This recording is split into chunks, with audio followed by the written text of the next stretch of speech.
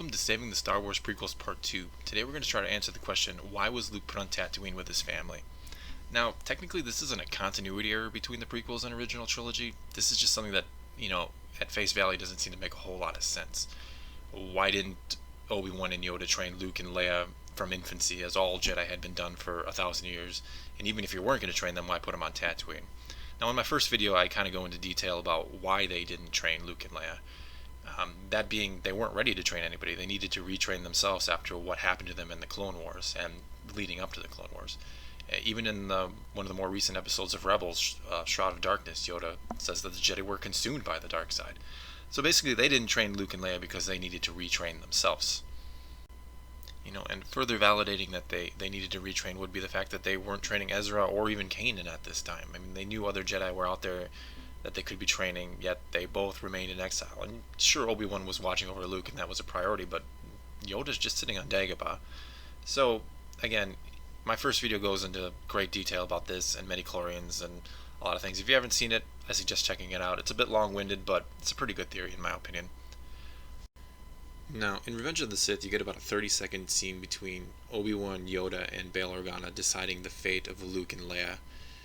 I got to assume that for the sake of the movie, you can't have a 2-hour discussion between Obi-Wan and Yoda trying to determine what to do with these two kids that they can't train. Because if you just watch that scene, they're like, well, we'll drop them off at Tatooine and, Bail can take Leia back to Alderaan.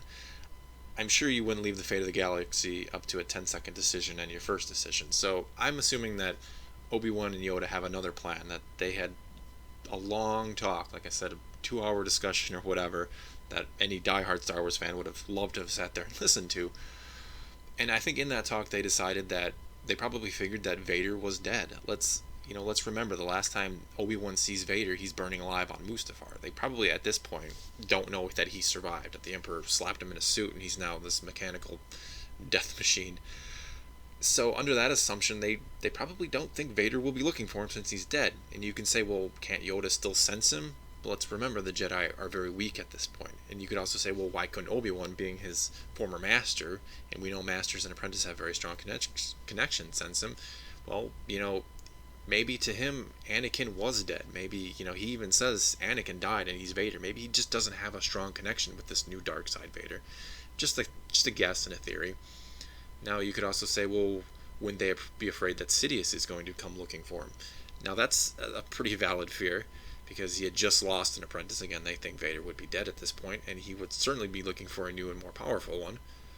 But I'm going to assume that Obi-Wan and Yoda figured out that Padme did not die of a broken heart, that she was probably killed by Sidious through some type of Sith sorcery. I'll probably make another video going into my theory on this. But again, let's assume, and I know I say the word assume a lot here, that Obi-Wan and Yoda know that Sidious killed Padme, and probably assumes that he killed the child that she was carrying. So he wouldn't be looking for a child that he thinks is dead. So why not put him on Tatooine with his family? And yes, I realize that attachment and love and family and all that is forbidden by the Jedi Code. But again, at this point, Obi-Wan and Yoda realize that they've been doing things wrong for a while. So maybe family isn't such a bad thing. Maybe, taking infants and training them to be Jedi isn't the most, isn't the best idea in the world. I mean, after all, let's remember what Yoda says in The Empire Strikes Back, that a Jedi must have the deepest commitment, the most serious mind. That's not a decision you should be making for children. So perhaps they're thinking, let people choose to be a Jedi. Let them experience life. Let them know what love and friendship is. And if they want to become a Jedi, we can train them to be Jedi. Now, you can make the argument that that's kind of what Anakin did. That Anakin, he loved his mother. He had his own life. And he chose to be a Jedi, but fell anyway. But Anakin fell because, he wasn't allowed to go back and save his mother at any point from slavery.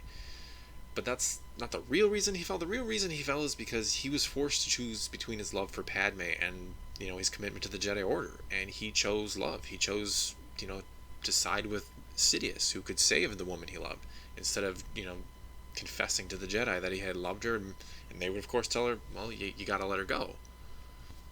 Okay, let's play the assumption game again.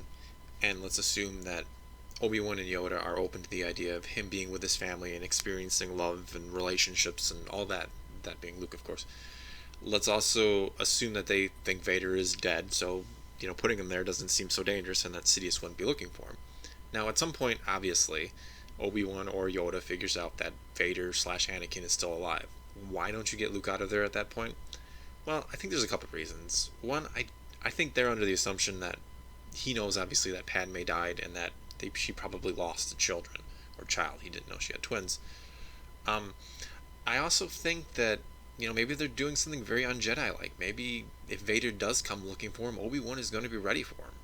Let's not forget that, the last time they met, Obi-Wan won that fight. Maybe he thinks he can win again. Maybe this time he'll do what he should have done on Mustafar and just finish him instead of letting him, burn alive. Of course, this also leaves a problem of Tatooine isn't exactly the safest place for a child between Tusken Raiders and, criminals like Jabba the Hutt or whatever else it might be. But as we've seen in the comic books, Obi-Wan is watching out for him. He is protecting him. So, that's really not an issue. And yes, I realize this all isn't a perfect theory of why Obi-Wan and Yoda left Luke on Tatooine, but the problem with it is, there wasn't a perfect solution, if you will, but it is what they chose to do according to the movies. So this is my theory.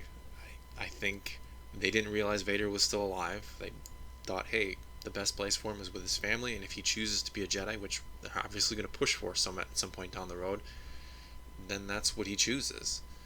They had another option with Leia, and you could ask, well, why did they put Leia with Bail Organa on Alderaan? And it's pretty self-explanatory why they split them up. If the Emperor or whoever stumbled upon them, he didn't want them finding both twins at the same time. And why Bail Organa? He was one of the few people they could trust. Plus, it put her in an eventual position of power. She would become the Queen of Alderaan someday, assuming Alderaan didn't get blown up. And maybe, and I don't believe this, maybe it was a little, middle finger to the Emperor, who had hidden under their nose for all that time, that they were going to take Leia and hide her under his nose, because she eventually became a member of the Senate, and they probably figured she would. Highly unlikely, but fun to think. Alright, well, do you agree? Do you disagree? Do you have thoughts and theories of your own about why perhaps Yoda and Obi-Wan left Luke on Tatooine instead of hiding him elsewhere, or doing something else with him entirely? Feel free to leave comments below, and also feel free to subscribe. I'll be doing a lot more videos about the Star Wars prequels and Star Wars in general.